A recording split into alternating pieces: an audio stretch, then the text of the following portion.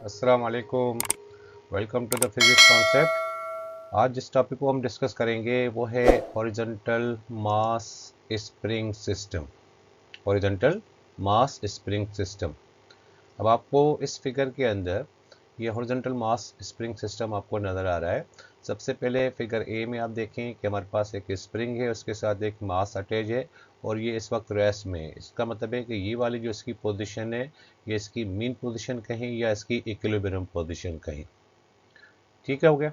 उसके बाद ये फिगर बी में आप देखें कि यहाँ पे हमने इस मास के ऊपर एक फोर्स एग्जर्ट किया, जिसकी वजह से स्प्रिंग जो है वो स्ट्रेच हो गया और इस हिसाब से इस बॉडी ने, इस मास ने कुछ डिस्प्लेसमेंट जो है वो कवर कर लिया।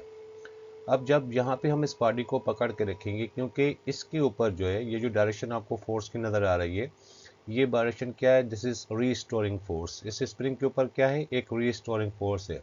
जैसे ही हम यहाँ पे इसको अलाउ करेंगे या इसको रिलीज करेंगे, तो ये मास जो होगा वो एकदम से मीन पोजीशन पे नहीं आएगा, बल्कि मीन पोजीशन से और बैकवर्ड की तरफ चला जाएगा। तो जिसकी वजह से ये रीस्टोरिंग फोर्स की वजह से ये बॉडी जो है वो मीन पोजीशन से और बैकवर्ड की तरफ चली जाएगी। इस तरह से ये बॉडी यहाँ पे आ जाएगी, तो स्प्रिंग आपका क्या हो जाएगा, ये कंप्रेस हो जाएगा। अब आप देखें थोड़ा सा, ये वाली जो पोजीशन आपको नज़र आ रही है, जो सबसे पहले इक्विलिब्रियम वाली पोजीशन है, तो यहाँ पे आप देखें तो यहाँ पे x जो है वो इसके डिस्प्लेसमेंट को रिप्रेजेंट कर रहा है। मतलब फोर्स आपने लगाया तो इसने एक डिस्प्लेसमेंट कवर कर लिया, जिसको हमने x से रिप्रेजेंट किया। अब यहाँ पे अगर आप देखें तो ये मीन पोजीशन है, क्योंकि ये रेस्ट में है, इसलिए यहाँ पे x का वैल्यू जो है, डिस्प्लेसमेंट जो है वो 0 है। लेकिन ये यहाँ से लेके यहाँ तक जब आपने इसको फोर्स लगाया, तो ये इसने एक डिस्प्लेसमेंट कवर कर लिया। लेकिन इस पोजीशन पे, जो मीन पोजीशन से एक्सट्रीम पोजीशन, ये इसकी एक्सट्रीम पोजीशन है, एक्सट्रीम पोजीशन पे जाता है, तो उस डिस्प्लेसमेंट को हम, मैक्सिमम डिस्प्लेसमेंट को हम क्या कहते हैं, हम इसको एम्पलीट्यूड कहते हैं इसका। तो यहाँ पे x का वैल्यू जो होगा वो x नॉट होगा, क्योंकि x नॉट यहाँ पे किस चीज़ को रिप्रेजेंट कर रहा है, ये इसके एम्पलीट्यूड को रिप्रेजेंट कर रहा है। इसी हिसाब से बैकवर्ड भी आप देखें तो मीन पोजीशन से बैकवर्ड, तो ये भी, ये वाली पोजीशन जो भी इसकी कहलाएगी वो भी एक्सट्रीम पोजीशन कहलाएगी। तो यहाँ पे भी x का वैल्यू जो होगा वो x नॉट के इक्वल होगा। अब आपने इस चीज़ को अच्छी तरह से जहन में बिठाना है कि मीन पोजीशन पे x का वैल्यू 0 होगा, एक्सट्रीम पोजीशन पे x का वैल्यू x नॉट होगा, चाहे वो इस साइड की एक्सट्रीम पोजीशन हो, चाहे वो इस साइड की एक्सट्रीम पोजीशन हो, तो उस सूरत में x का वैल्यू आपके पास x नॉट रहेगा। ठीक है, अब देखते हैं। Now consider the vibrating mass attach to a spring as shown. आपको एक नजर आ रहा है, whose extension at any instant.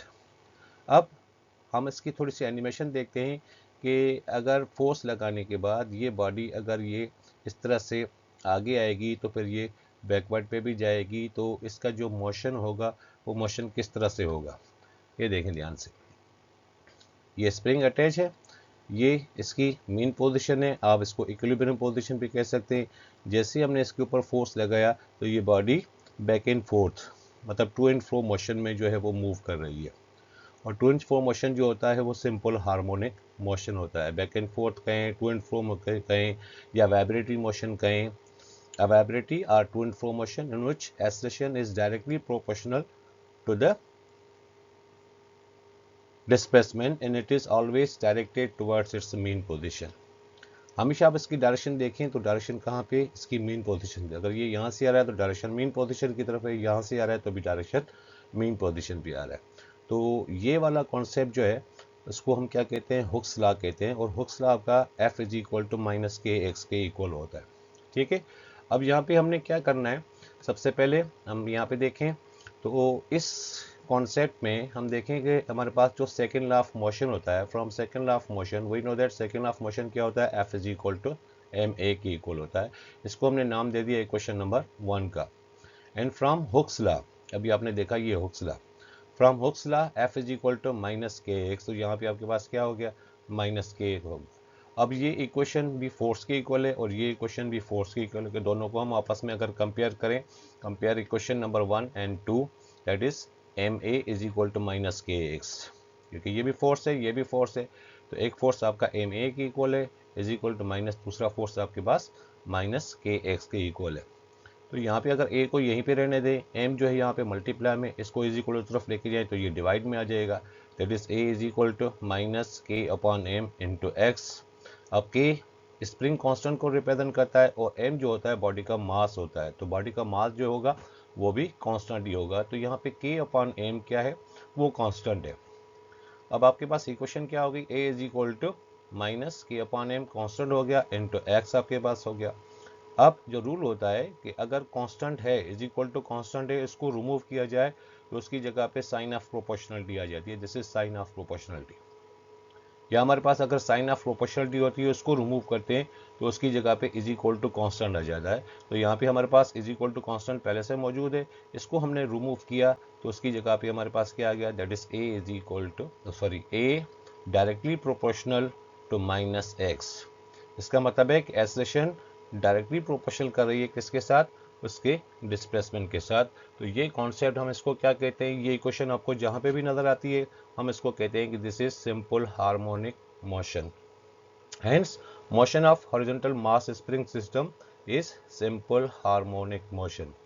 तो ये कॉन्सेप्ट था आपके पास सिंपल हार्मोनिक मोशन का हॉरिजॉन्टल मास स्प्रिंग सिस्टम के अंदर। आगे देखें, आगे हम इसमें अंदर और क्या क्या चीज़ें जो है वो मालूम करते हैं।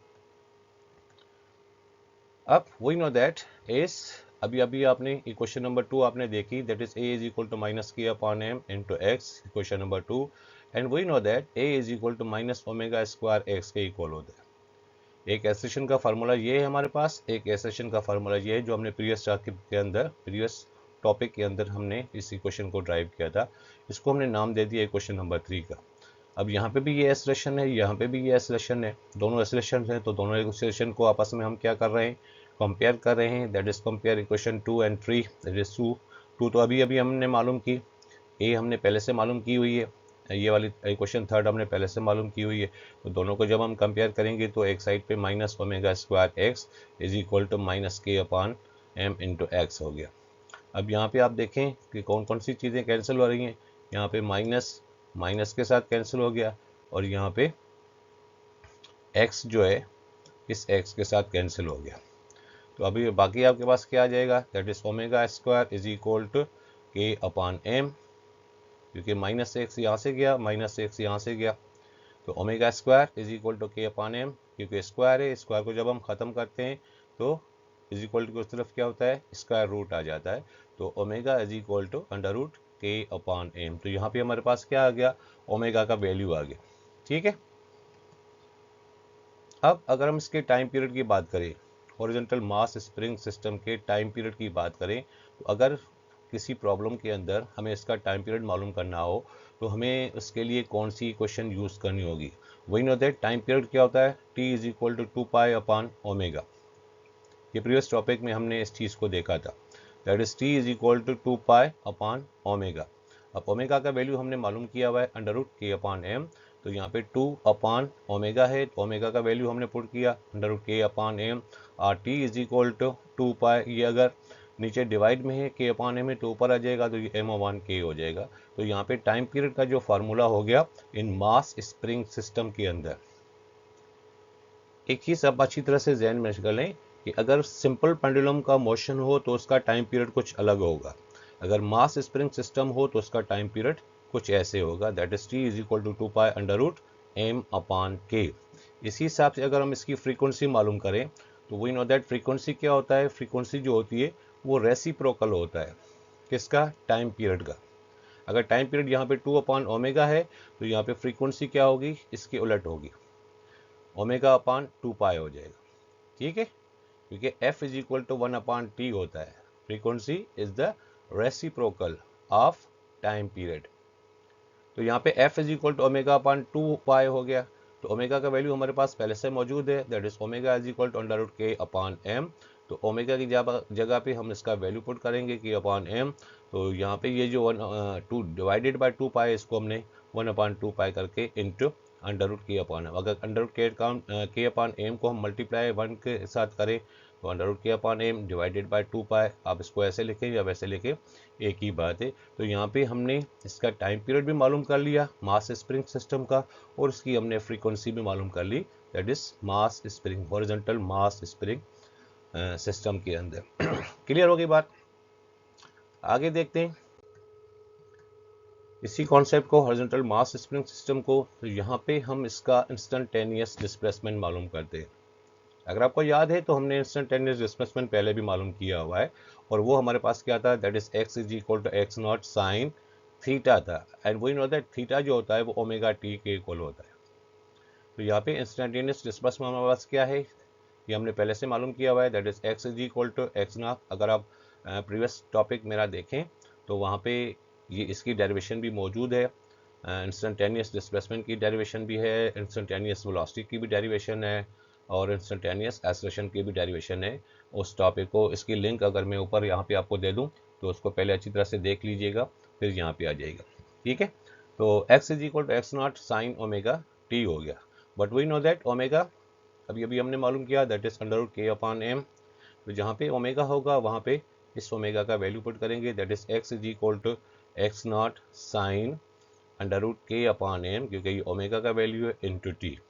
तो यहाँ पे हॉरिजॉन्टल मास स्प्रिंग सिस्टम के अंदर अगर मुझे इंस्टेंटेनियस डिस्प्लेसमेंट मालूम करना हो तो उसके लिए मैं इक्वेशन जो यूज़ करूँगा, that is x is equal to x not sine under root k upon m into t use करूँगा। क्लियर है? आगे इंस्टेंटेनियस वेलोसिटी। अब ये इक्वेशन इंस्टेंटेनियस वेलोसिटी की है, प्रीवियस टॉपिक के अंदर हमने इसको डिस्कस किया हुआ है। ठीक है, v is equal to omega x not under root 1 minus x square upon x not square. ठीक है, ये इंस्टेंटेनियस वेलोसिटी थी एट एनी सेट के ऊपर, but we know that omega is equal to under root k upon m. ठीक है, तो यहाँ पे ओमेगा है तो ओमेगा का वैल्यू पुट करेंगे, v is equal to x not, omega की जगह पे क्या आ जाएगा, under root k upon m, बाकी same 1 minus under root x square upon x not square. ठीक हो गया, ये दोनों अंडर रूट में है, ये भी अंडर रूट में है, ये भी अंडर रूट में है, अगर दोनों को मिला के रखें तो v is equal to x not under root k upon m into 1 minus x square upon x not square. तो ये हमारे पास जो फार्मूला आ गया, ये इंस्टेंटेनियस वेलोसिटी है, लेकिन किसके अंदर, इन हॉरिजॉन्टल मास स्प्रिंग सिस्टम के अंदर। क्लियर हो गई बात? तो यहाँ पे हमने इसकी इंस्टेंटेनियस वेलोसिटी भी मालूम कर ली in horizontal mass spring system के अंदर। ठीक हो गया। उसके बाद इसी की इंस्टेंटेनियस वेलोसिटी जो अभी हमें मालूम की, मैक्सिमम वेलोसिटी मालूम करेंगे। अब इस पूरे कॉन्सेप्ट में हम देखेंगे कि यहाँ पे मैक्सिमम वेलोसिटी किस पोजीशन पे होगी, क्या वो मीन पोजीशन पे होगी या वो एक्सट्रीम पोजीशन पे होगी। In mass spring system the maximum velocity at mean position, कह रहा है कि मीन पोजीशन पे इसकी वेलोसिटी जो होगी वो मैक्सिमम होगी when x is equal to 0, जहाँ पे x का वैल्यू 0 होगा वहाँ पे इसकी जो इंस्टेंटेनियस वेलोसिटी है वो मैक्सिमम होगी। अब v is equal to x not, अभी अभी जो इक्वेशन हमने ड्राइव की वेलोसिटी के लिए, इंस्टेंटेनियस वेलोसिटी के लिए, under root k upon m 1 minus x square upon x not square. तो कह रहा है कि मैक्सिमम वेलोसिटी कहाँ पे होगी, कि भाई सबसे पहले अगर आप इस मेन पोजीशन की बात करें तो सबसे पहले तो ये रेस्ट में होगा। जब आप इसको स्ट्रेच करोगे, फोर्स लगाओगे, और फोर्स लगाने के बाद यहाँ से इसको फोर्स को रिमूव करोगे तो ये बॉडी एकदम से मेन पोजीशन से एकदम से मैक्सिमम वेलोसिटी के साथ यहाँ से क्रॉस करती है, और फिर रीस्टोरिंग फोर्स होने के बाद ये यहाँ पे आने के बाद फिर जब यहाँ से गुजरेगी तभी इसकी मेन पोजीशन पे वेलोसिटी क्या होगी, वो मैक्सिमम होगी। ठीक है, तो v is equal to x not under root k upon m 1 minus x square upon x not square. therefore v is equal to x not under root पूरा हमने under root k upon m into 1 minus, अब x यहाँ पे है तो x का value क्या होना चाहिए, क्योंकि मीन पोजीशन पे x का वैल्यू आपके पास क्या है, 0 है, तो वेलोसिटी भी वहीं पे मैक्सिमम होगी जहाँ पे x का वैल्यू 0 होगा एट मीन पोजीशन पे। तो x की जगह पे हमने क्या पुट करना होगा, 0 पुट करना होगा। ठीक है भाई, 0 को डिवाइड करेंगे इसके साथ एक्स नॉट स्क्वायर के साथ तो ये 0 हो जाएगा। अब ये हो गया 1 माइनस 0, बाकी यहाँ पे 1 माइनस 0 तो यहाँ पे 1 बचा, 1 multiply by k upon m under root k upon m, तो आपके पास रिजल्ट क्या आएगा, v is equal to x not under root k upon m. ठीक है, but we know that omega जो है वो under root k upon m के इक्वल है।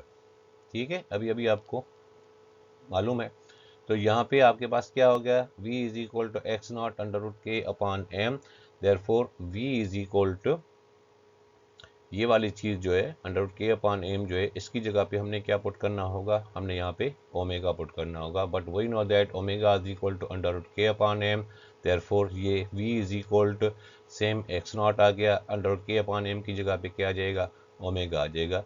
ये इक्वल होता है v0 के। तो यहाँ पे v0 किस चीज़ को रिप्रेजेंट कर रहा है, इसकी मैक्सिमम वेलोसिटी को रिप्रेजेंट कर रहा है। तो मैक्सिमम वेलोसिटी आपके पास क्या होगी, maximum velocity v0 is equal to x0 omega के इक्वल। ठीक है, उसके बाद फिर हम इसकी मालूम करते हैं मिनिमम वेलोसिटी। एक हो गई मैक्सिमम और दूसरी हो गई minimum. In mass spring system the minimum velocity at extreme position when x is equal to x0। अब एक्सट्रीम पोजिशन इसकी ये, इस साइड पे भी ये एक्सट्रीम पोजिशन है और इस साइड पे भी ये एक्सट्रीम पोजिशन है। ये दोनों पोजीशंस क्या हैं, एक्सट्रीम पोजीशन है। एक्सट्रीम पोजीशन पे x का वैल्यू आपके पास क्या है, x is equal to x0 आपके पास है। ठीक है, और यहाँ पे भी x is equal to x0 है। कह रहा है कि मिनिमम वेलोसिटी मिनिमम कहाँ पे होगी, जहाँ पे एक्सट्रीम पोजीशन पे, और एक्सट्रीम पोजीशन पे आपके पास x का वैल्यू जो होगा वो क्या होगा, वो x0 होगा, क्योंकि ये इस पे एम्पलीट्यूड को रिप्रेजेंट करता है। सेम इक्वेशन हमने यहाँ पे यूज की इंस्टेंटेनियस वेलोसिटी की, v is equal to x0 √k/m 1 minus x²/x0²। अब v is equal to x0 √k/m 1 minus, अब x की जगह पे क्या पुट करना है, x0 पुट करना है, क्योंकि एक्सट्रीम पोजीशन पे x का वैल्यू आपके पास x0 है। तो 1 माइनस x की जगह पे क्या आ गया, x0² आ गया अपॉन x0² हो गया। अगर हम दोनों को देखें तो दोनों आपको सेम नज़र आ रहे हैं, ये वाली चीज़ और ये वाली चीज़ सेम है, तो ये दोनों कैंसिल हो गए। तो यहाँ पे आपके पास क्या रिमेनिंग आ जाएगी चीज़, आपके पास 1 आ जाएगा। 1 माइनस 1 0 हो गया, 0 multiply by √k/m into x0, तो ये पूरा पोर्शन क्या हो जाएगा, 0 हो जाएगा। तो यहाँ पे आपके पास जो वेलोसिटी होगी वो 0 होगी। मिनिमम वेलोसिटी इज 0, क्योंकि यहाँ पे जब आप पकड़ के इसको यहाँ पे लेके आते हो तो यहाँ पे ये बॉडी रेस्ट में होती है, जिसकी वजह से इसकी वेलोसिटी 0 कहलाती है। ठीक है, तो minimum velocity is 0 eight extreme position. तो मैक्सिमम वेलोसिटी फिर कहाँ पे होगी, एट मीन पोजीशन पे, जो अभी अभी हमने डिस्कस किया। मीन पोजीशन पे x का वैल्यू 0 होता है, वेलोसिटी मैक्सिमम होगी। एक्सट्रीम पोजीशन पे x का वैल्यू x0 होता है, तो यहाँ पे इसकी वेलोसिटी आपके सामने है, कितनी आ गई, that is v is equal to 0 के इक्वल आ गई। ठीक हो गया। अब उसके बाद हम इसके रिलेशन को देखते हैं, relation between instantaneous velocity and maximum velocity. ठीक है, अब जो इंस्टेंटेनियस वेलोसिटी है, यहाँ पे आपके पास देखें v is equal to x0 √k/m into √1 minus x²/x0²। पहले हमने इन दोनों को मिला के रखा था, अब हमने इसको अलग अलग करके रखा। एक ही बात है, आप ऐसे लिखें या वैसे लिखें। तो यहाँ पे √k/m जो है वो किसके इक्वल होता है, वो ओमेगा के इक्वल होता है। तो यहाँ पे √k/m को निकाल देंगे, उसकी जगह पे इसका वैल्यू पुट कर देंगे ओमेगा। तो ये v is equal to x0 omega √1 minus x²/x0²। But we know that v0 जो मैक्सिमम वेलोसिटी अभी हमने मालूम की, तो v0 का वैल्यू हमारे पास क्या आया था, x0 ओमेगा का वैल्यू आया था। ठीक है, तो यहाँ पे आपके पास क्या है, x0 ओमेगा, तो ये भी x0 ओमेगा है, इज इक्वल टू किसके इक्वल है, v0 के इक्वल है। तो यहाँ पे v is equal to x0 omega की जगह पे क्या आ जाएगा, v0 आ जाएगा। बाकी सेम 1 माइनस √1 माइनस x²/x0²। तो ये जो वेलोसिटी है, ये जो रिलेशन है, इस रिलेशन को हम क्या कहते हैं, relation between instantaneous velocity and maximum velocity. Clear हो गई बात, टॉपिक अच्छी तरह से समझ में आ गया, हर चीज़ आपकी क्लियर हो गई। कमेंट में मुझे बताइएगा ज़रूर कि आपको ये टॉपिक कैसे अच्छी तरह से समझ में आ गया, या कहीं पे कोई अगर कन्फ्यूजन है तो उसको भी डिस्कस कर लीजिएगा। ठीक है, जाते जाते चैनल को लाइक और सब्सक्राइब ज़रूर कीजिए। Thank you. नेक्स्ट टॉपिक के साथ फिर दूसरे टॉपिक में आ जाएंगे इंशाल्लाह। अल्लाह हाफिज़।